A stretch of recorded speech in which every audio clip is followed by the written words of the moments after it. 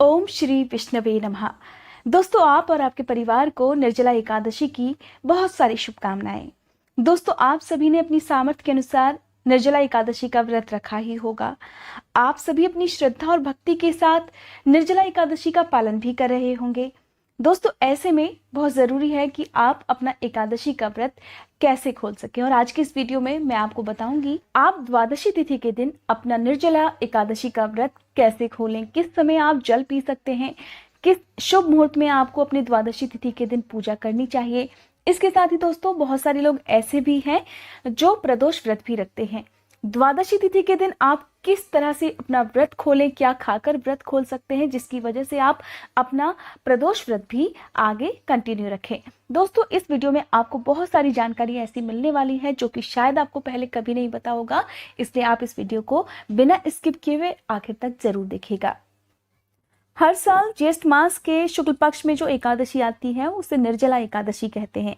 इस व्रत में अन्न और जल का पूरी तरह से त्याग किया जाता है। माना जाता है दोस्तों कि जो भी संपूर्ण विधि से निर्जला एकादशी का व्रत करता है तो उसके जन्म जन्मांतर के सभी पाप नष्ट हो जाते हैं और उसके अच्छे गुणों का भी उदय होता है। इस एकादशी का व्रत सबसे पहले पांडव पुत्र भीम ने किया था, जिसकी वजह से इसे भीमसेनी एकादशी के नाम से भी जाना जाता है। निर्जला एकादशी के दिन सभी लोग अपनी अपनी सामर्थ्य के अनुसार, शक्ति के अनुसार इस व्रत का पालन करते हैं। तो दोस्तों, कुछ लोग ऐसे भी हैं जो इसको पूरे दिन निर्जल और निराहार रहकर करते हैं, तो कुछ लोग ऐसे भी हैं जो कि निर्जला एकादशी के दिन फलाहार ले सकते हैं या फिर जल भी ग्रहण करके इस व्रत को कर सकते हैं। लेकिन धर्म ग्रंथों में कहा गया है कि जो व्यक्ति बुजुर्ग हो, रोगी हो, बच्चे या फिर गर्भवती महिलाएं हो, उनको निर्जला और निराहार व्रत नहीं करना चाहिए। अगर कोई बीमारी है या दवाई खानी है तो ऐसे लोगों को भी निर्जला और निराहार इस व्रत को नहीं रखना चाहिए। इसके साथ ही ऐसे लोग इस दिन फलाहार लेकर अपना व्रत का पालन कर सकते हैं। दोस्तों, जो लोग द्वादशी तिथि तक बिना जल ग्रहण किए व्रत नहीं रख पाते हो तो ऐसे में आप एकादशी के दिन सूर्योदय से लेकर जब तक आपकी सामर्थ्य हो तब तक आप निर्जल रहकर व्रत करें। और अगर आप शाम के समय भगवान विष्णु की पूजा करके, यानी कि सूर्यास्त के बाद आप भगवान विष्णु की पूजा करें, उसके बाद भी आप जल या फिर फल ग्रहण करके इस व्रत को कर सकते हैं। दोस्तों, भगवान तो श्रद्धा और भक्ति के भूखे होते हैं। आप जिस भाव से उनकी पूजा करते हैं, जिस भाव से उनका व्रत रखते हैं, उन्हें मनाने के लिए उपवास करते हैं, तो उसी भाव से वे प्रसन्न हो जाते हैं। दोस्तों, ऐसे में आपको निर्जला एकादशी के दिन अपनी सामर्थ्य के अनुसार ही इस व्रत को रखना चाहिए। अगर आपकी सामर्थ्य नहीं है तो किसी भी हाल में आप इस दिन निर्जला एकादशी का व्रत निर्जल रहकर ना करें। अब जानते हैं कि इस दिन आप पूजा किस तरह से करें, किन चीज़ों का दान करें, दान करते समय आप किस तरह से कौन सी चीज़ों का दान कर सकते हैं जिसका पूरा फल आपको आज के दिन मिल सके। दोस्तों, सबसे पहले तो जब भी आप एकादशी का व्रत करते हैं, साल भर में आने वाली जितनी भी एकादशी का व्रत आपने संकल्प लेकर किया है उनका उद्यापन आपको जरूर करना चाहिए। वैसे तो आप अपने एकादशियों के व्रत का उद्यापन जो मोक्षदा एकादशी आती है उस दिन ही करें, क्योंकि वो दिन सबसे शुभ माना जाता है। लेकिन अगर आप ऐसा नहीं करना चाहते हैं तो फिर किसी भी एकादशी के दिन आप अपना एकादशी का व्रत उद्यापन कर सकते हैं। इस साल निर्जला एकादशी का जो पारण है वो 22 जून मंगलवार के दिन है और सुबह 5:45 से लेकर सुबह 8:40 तक आप अपना एकादशी का व्रत खोल सकते हैं। दोस्तों, ध्यान रखना है कि द्वादशी तिथि के दिन कभी भी सूर्योदय से पहले आपको अपना व्रत नहीं खोलना चाहिए। अब आपको द्वादशी तिथि के दिन पूजा किस तरह से करनी है जान लेते हैं। द्वादशी तिथि के दिन आप सुबह उठकर अपने दैनिक कार्यों को निपटा लीजिए। उसके बाद आपको ब्रह्म मुहूर्त में ही उठकर स्नान करना चाहिए। इसके साथ ही आज के दिन आपको ब्रश नहीं करना चाहिए। एकादशी और द्वादशी तिथि के दिन ब्रश का प्रयोग वर्जित माना जाता है। आप चाहें तो लकड़ी की दातून कर सकते हैं, जो कि आपको द्वादशी तिथि के दिन ही तोड़कर रख लेनी है। एकादशी और द्वादशी तिथि के दिन आपको किसी भी तरह की फूल, पत्ती, टहनी को नहीं तोड़ना है। आप चाहें तो केवल 10-12 बार कुल्ला भी कर सकते हैं। इसके बाद आपको तैयारी करनी है भगवान विष्णु की पूजा की। आज के दिन आपको द्वादशी तिथि के दिन अपने व्रत का पारण करने का संकल्प भी लेना चाहिए।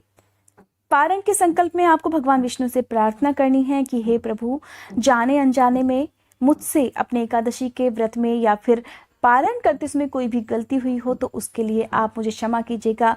मुझसे, मेरे शरीर से, मेरी वाणी से जाने अनजाने में कोई अपराध हुआ हो, कोई गलती हुई हो, तो उसके लिए आप मुझे अपनी संतान समझकर क्षमा कीजिएगा।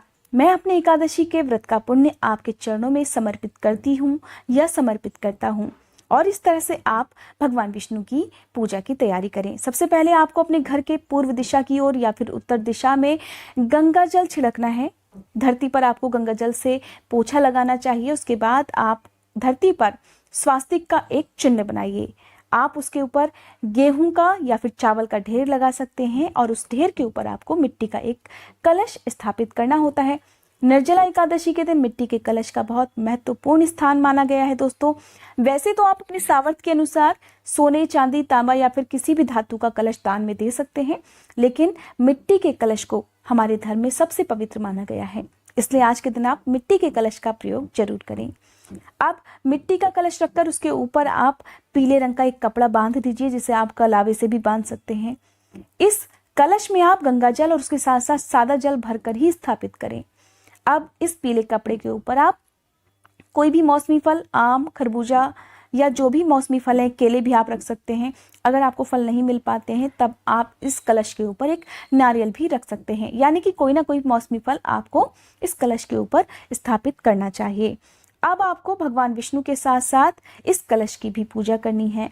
कलश के साथ साथ आपको फलों के ऊपर भी जल चढ़ाना है, पूजा करनी है। इसके साथ ही चंदन, अक्षत, पुष्प, तुलसी पत्र, ये सब आपको भगवान विष्णु को अर्पित करने हैं। धूप दीपक जलाना है, विष्णु चालीसा का पाठ करना है। इसके साथ ही आज के दिन जो भी दान दक्षिणा आप देना चाहते हैं उसे भी पूजा करते समय आप अपने मंदिर में जरूर रखिए। मन ही मन ओम नमो भगवते वासुदेवाय इस मंत्र का जाप करते रहिए। इसके बाद आपने दान करने का संकल्प भी लेना है। दान करने के लिए आपको जो भी सामग्री दान में देनी है उसे आप श्रद्धा के साथ सबसे पहले अपने माथे से लगाइए और उसके बाद ही किसी जरूरतमंद व्यक्ति को या किसी ब्राह्मण को दान में देना चाहिए। एकादशी के व्रत का पारण यानी कि व्रत खोलने के लिए माना जाता है कि द्वादशी तिथि के दिन चावल का प्रयोग जरूर किया जाता है। इस दिन आप भगवान विष्णु को चावल की खीर का भी भोग लगा सकते हैं और जो भी भोग आप लगा रहे हैं, फलाहार का भोग अगर लगा रहे हैं तो उसमें आप तुलसी दल रखकर ही भगवान विष्णु को भोग लगाएं। अब दोस्तों, कुछ लोगों को प्रदोष व्रत भी रखना होता है। ऐसे में आप द्वादशी तिथि के दिन व्रत का पारण करते समय केवल जल पीकर और तुलसी के पत्ते खाकर भी अपना व्रत खोल सकते हैं। आज के दिन वैसे तो चावल का प्रयोग करना शुभ माना जाता है, लेकिन अगर आपको प्रदोष व्रत रखना है तो आप केवल फलाहार भी इस दिन कर सकते हैं और अपना प्रदोष व्रत भी रख सकते हैं।